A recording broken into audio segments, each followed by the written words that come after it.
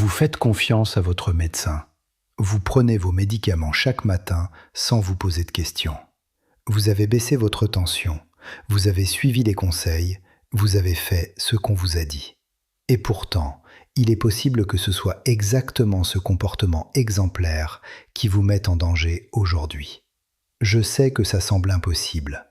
Je sais que ça va à l'encontre de tout ce qu'on vous a enseigné. Mais dans les 20 prochaines minutes, je vais vous expliquer pourquoi les objectifs tensionnels qu'on applique encore dans la plupart des cabinets médicaux francophones peuvent, chez les personnes de plus de 70 ans, provoquer des chutes, abîmer les reins et, dans certains cas, augmenter le risque de décès. Ce n'est pas une opinion, ce sont des données publiées dans les revues médicales les plus sérieuses au monde. Et la raison pour laquelle vous n'en avez jamais entendu parler, je vais vous l'expliquer aussi. Je m'appelle le docteur Émile Nkurunziza. Je pratique la médecine interne depuis 22 ans et pendant au moins les 15 premières années de cette carrière, j'ai appliqué les mêmes recommandations que tout le monde. Tension systolique en dessous de 130, idéalement proche de 120. C'était le consensus. C'était ce que les guidelines me disaient de faire. Et j'y croyais sincèrement. Ce qui m'a fait changer d'avis, ce n'est pas une intuition, c'est un patient. Un homme de 79 ans, ancien professeur de mathématiques, que je suivais depuis des années. Tension parfaitement contrôlée à 122/76. Tout le monde était content, lui le premier. Et puis un matin, il s'est levé pour aller aux toilettes, il a perdu l'équilibre en se redressant et il est tombé. Fracture du col du fémur, opération. Rééducation de 3 mois, une dépression qui a suivi. Il ne vit plus de façon autonome aujourd'hui. Et quand j'ai reconstitué les événements, j'ai compris ce qui s'était passé. Sa tension, si belle sur le papier, s'effondrait chaque fois qu'il se mettait debout. Ce n'était pas la vieillesse, c'était moi, c'était notre protocole. Ce jour-là, j'ai commencé à creuser la littérature médicale sur ce sujet avec une attention que je n'avais peut-être jamais donnée à un autre problème clinique de ma carrière. Ce que j'ai trouvé, c'est ce que je vais vous partager aujourd'hui. Avant d'aller plus loin, j'ai besoin de savoir qui regarde cette vidéo.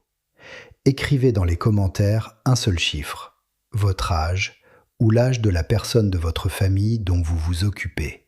Juste un chiffre. Parce que dans quelques instants, je vais vous donner des fourchettes tensionnelles très précises qui s'appliquent différemment selon que vous avez 68 ans, 76 ans ou 85 ans. Et si vous ressentez des étourdissements quand vous vous levez d'une chaise ou d'un lit, ajoutez le mot vertige à votre commentaire. Vous allez comprendre dans moins de 5 minutes pourquoi c'est absolument crucial. Pour comprendre pourquoi les recommandations standards peuvent devenir dangereuses après 70 ans, il faut comprendre 3 transformations profondes que subit le système cardiovasculaire avec l'âge. Et je vais vous les expliquer avec des images simples, pas du jargon médical. La première transformation, c'est ce qu'on appelle la rigidité artérielle. Imaginez un tuyau d'arrosage neuf, souple, élastique, capable de se dilater quand la pression augmente. Maintenant, imaginez ce même tuyau laissé au soleil pendant 20 ans. Il est devenu dur, cassant, incapable de s'adapter. Vos artères suivent exactement ce processus biologique qu'on appelle artériosclérose. Quand le cœur propulse le sang dans des artères rigides, il n'y a plus de marge d'absorption. Pour que le sang atteigne le cerveau, les reins, les extrémités, surtout quand vous êtes debout et que le sang doit remonter contre la gravité, le corps a besoin d'une pression de base légèrement plus élevée qu'à 45 ans. Ce n'est pas une anomalie, c'est une adaptation biologique nécessaire. Forcer cette pression vers le bas de manière agressive, c'est priver des organes d'une irrigation dont ils ont besoin. La deuxième transformation concerne les barorécepteurs. Ce sont de minuscules capteurs de pression situés dans les parois de vos vaisseaux sanguins, en particulier dans le cou et au niveau du cœur. Chez un jeune adulte, quand il se lève brusquement, ces capteurs détectent la chute instantanée de pression en quelques millisecondes et envoient un signal au cerveau qui corrige immédiatement. Accélération du cœur, légère constriction des vaisseaux, rétablissement de la pression. Chez une personne âgée, ces barorécepteurs ont perdu de leur sensibilité. La réponse est plus lente, moins précise. Si la pression de base est déjà très basse et que la correction tardive ne suffit pas, le cerveau se retrouve temporairement sous-irrigué. C'est là que survient l'étourdissement, le voile devant les yeux, la perte d'équilibre.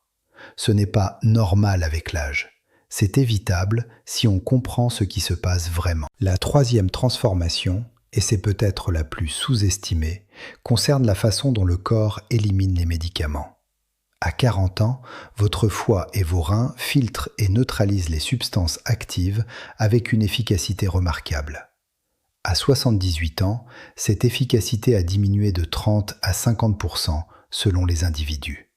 La même dose d'un médicament antihypertenseur qui est parfaitement calibré pour un homme de 55 ans peut représenter une dose excessive pour une femme de 80 ans.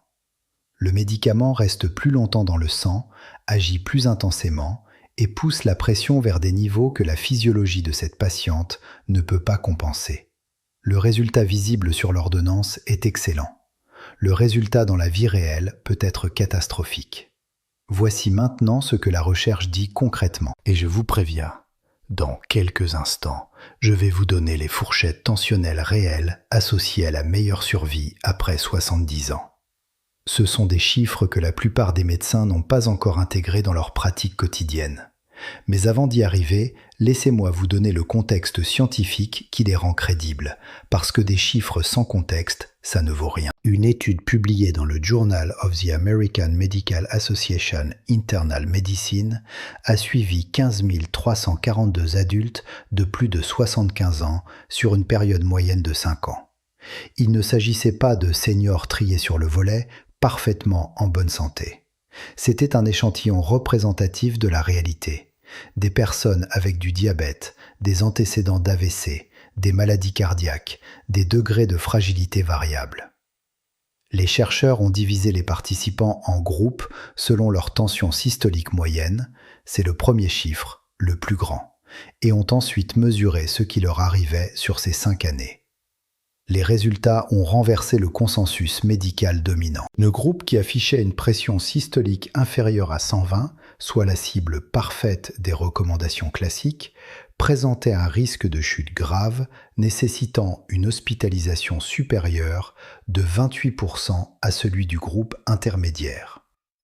Ce même groupe avec la tension la plus basse avait un taux de lésion rénale aiguë significativement plus élevé et une mortalité globale supérieure de 14% à celle du groupe qui se situait entre 130 et 140 de systolique.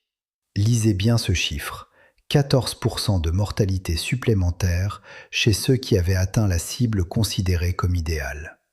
La tension trop haute pose des problèmes, c'est incontestable, mais la tension trop basse en pose autant, voire plus, passé un certain âge. C'est ce que les données montrent. Permettez-moi de vous parler de Mariam.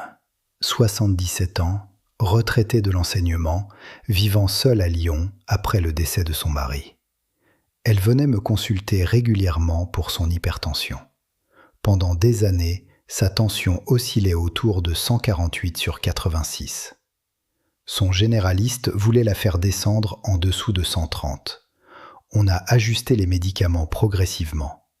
6 mois plus tard, sa tension était à 124 sur 78. Son médecin était ravi.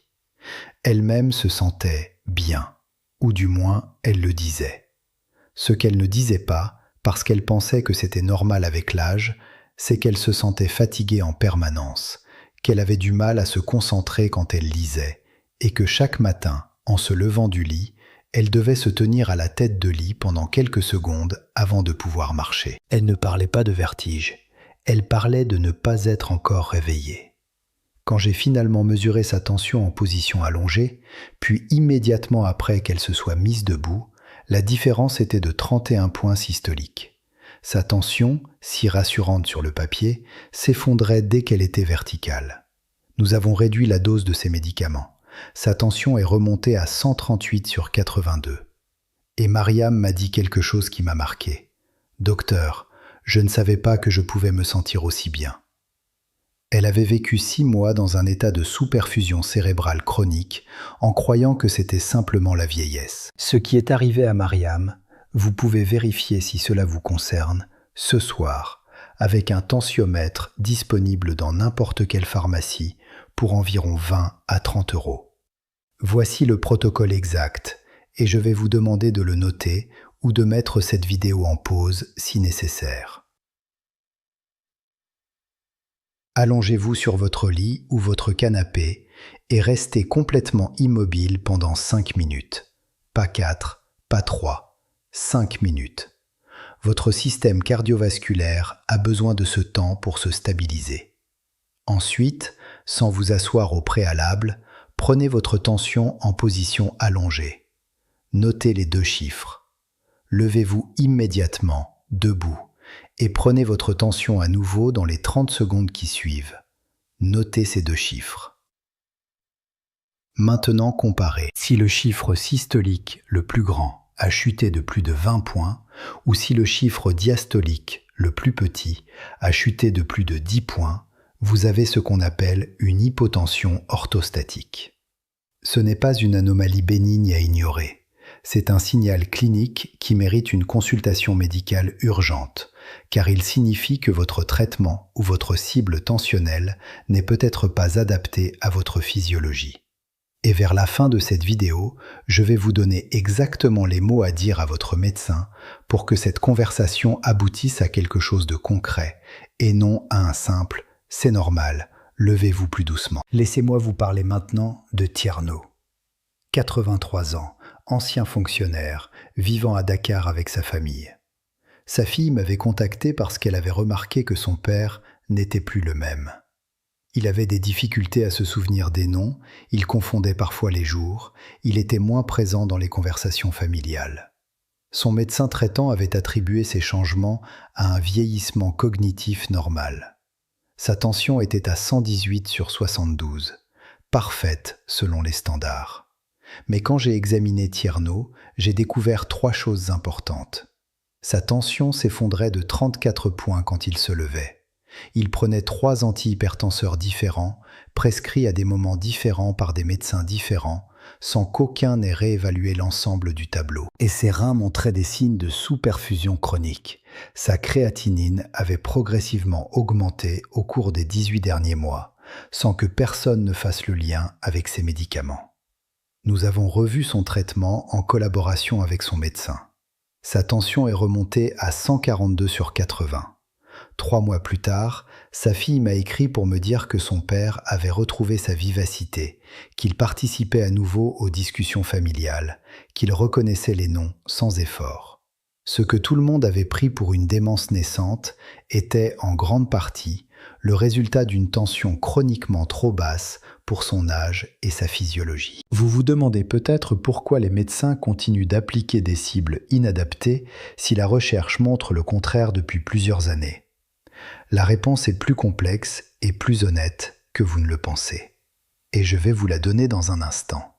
Mais d'abord, laissez-moi vous donner les fourchettes que vous attendez depuis le début de cette vidéo. Sur la base des données disponibles à ce jour, voici les fourchettes de tension systolique associées aux meilleures perspectives de santé selon les tranches d'âge, en sachant toujours que ces fourchettes ne remplacent pas une évaluation individuelle avec votre médecin. Elles constituent un point de départ pour une conversation éclairée, pas une prescription automatique. Entre 65 et 74 ans, chez une personne globalement en bonne santé et autonome, une tension systolique entre 130 et 140 est cohérente avec les données les plus récentes. Cette fourchette offre une protection cardiovasculaire tout en évitant les risques d'hypotension orthostatique. Entre 75 et 84 ans, la fourchette optimale se décale vers 135 à 145. Ce décalage tient compte de la rigidité artérielle accrue et du ralentissement des barorécepteurs. Vouloir à tout prix atteindre 120 dans cette tranche d'âge, c'est souvent faire plus de mal que de bien. Au-delà de 85 ans, ou pour toute personne fragile indépendamment de son âge, la fourchette de 140 à 150 peut être la plus appropriée. À ce stade, préserver la qualité de vie, l'autonomie et prévenir les chutes devient souvent plus important que de poursuivre une cible agressive de réduction tensionnelle.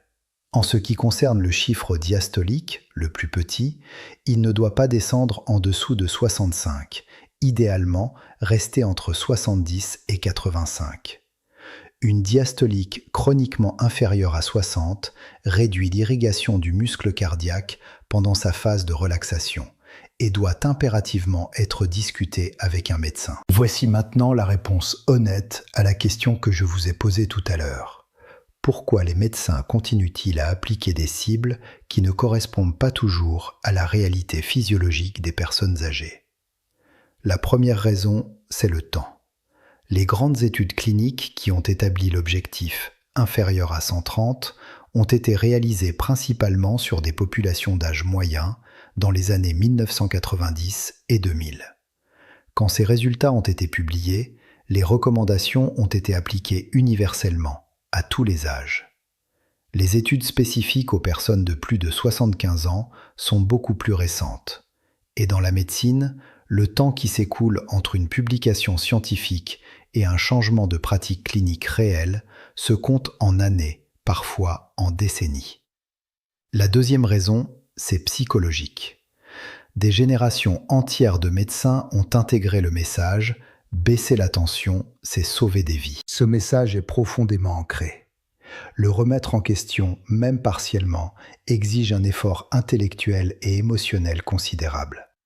Et dans un système de santé où un médecin voit parfois 20 à 30 patients par jour, le temps de cette nuance est souvent sacrifié. Je ne dis pas cela pour accabler mes confrères. Je le dis parce que c'est la vérité et que vous méritez de la comprendre pour mieux naviguer dans votre propre parcours de santé. La troisième raison, c'est que la vieillesse elle-même est hétérogène. Une personne de 80 ans peut avoir la vitalité physiologique d'une personne de 65 ans. Une autre de 75 ans peut avoir la fragilité d'une personne de 90 ans. Appliquer une recommandation unique à cette diversité est structurellement insuffisant. C'est pour ça que l'évaluation individuelle et votre propre connaissance de votre corps sont irremplaçables. Pour illustrer ce point, laissez-moi vous présenter deux personnes que j'ai vues presque la même semaine. Toutes les deux ont 80 ans. Toutes les deux affichent une tension de 152 sur 90. Même chiffre, situation radicalement différente. La première, je l'appellerai Bernadette, est une femme active de 80 ans qui marche 6 km par semaine, joue aux cartes avec ses amis, jardine, n'a aucune maladie chronique significative, prend un seul médicament. Chez Bernadette, une tension à 152 mérite qu'on discute de modification du mode de vie, réduction du sel, activité physique légère, surveillance régulière, avant d'envisager des médicaments. Si un traitement s'avère nécessaire, ce sera une dose faible et unique, avec un objectif tensionnel réaliste autour de 140 à 145, pas 120. La deuxième, je l'appellerai Gustave, a le même âge et la même tension, mais il vit dans une maison de retraite médicalisée, souffre d'insuffisance cardiaque légère, de maladie rénale chronique de stade 3 et d'arthrose sévère qui limite ses déplacements. Chez Gustave, ajouter des médicaments pour atteindre une cible agressive de 120 sur 80 serait irresponsable. Le risque de chute avec son arthrose et son équilibre précaire est immense. Le risque d'aggraver sa fonction rénale avec des doses élevées d'antihypertenseurs est réel.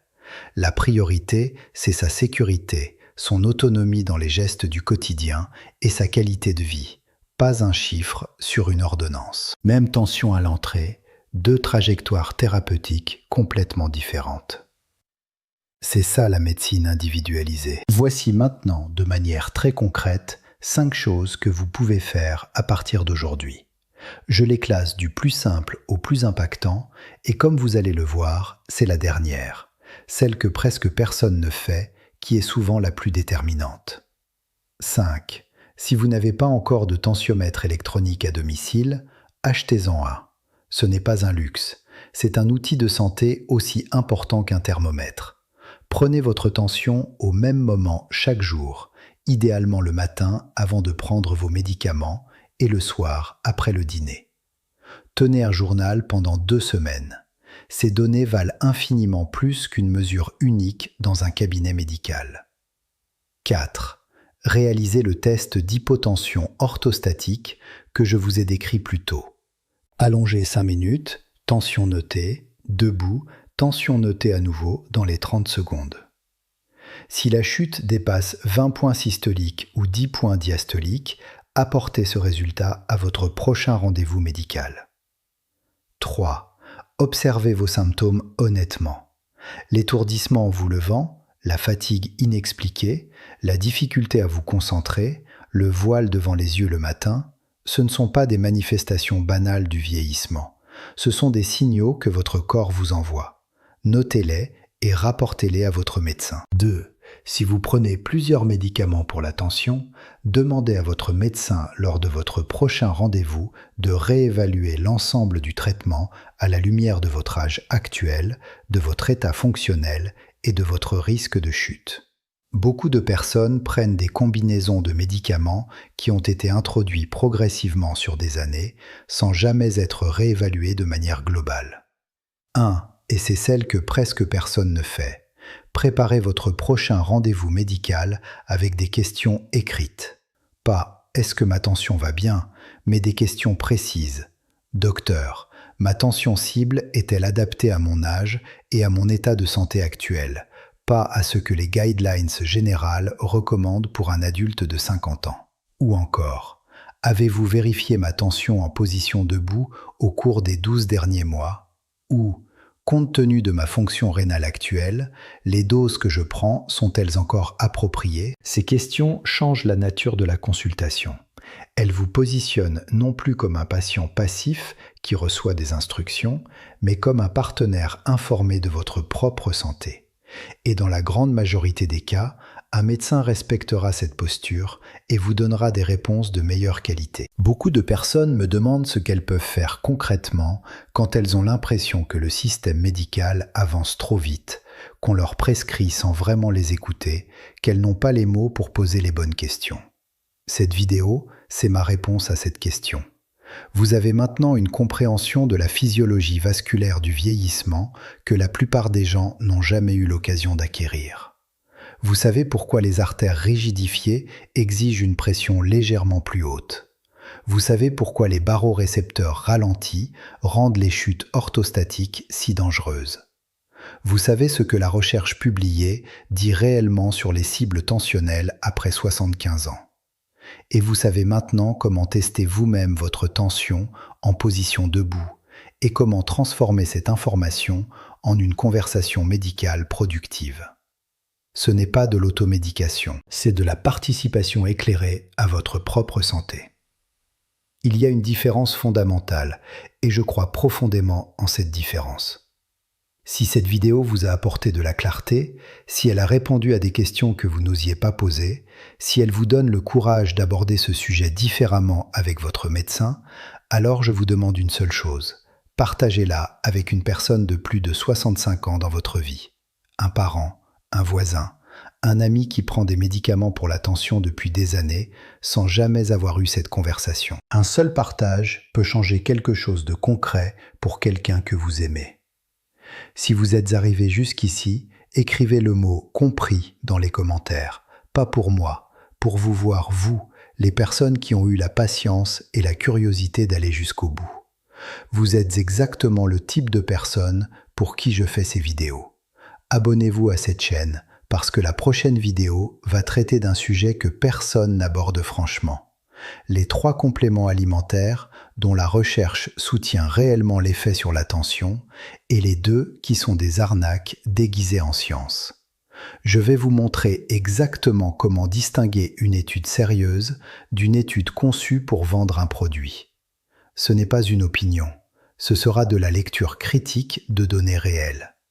Je vous retrouve très vite.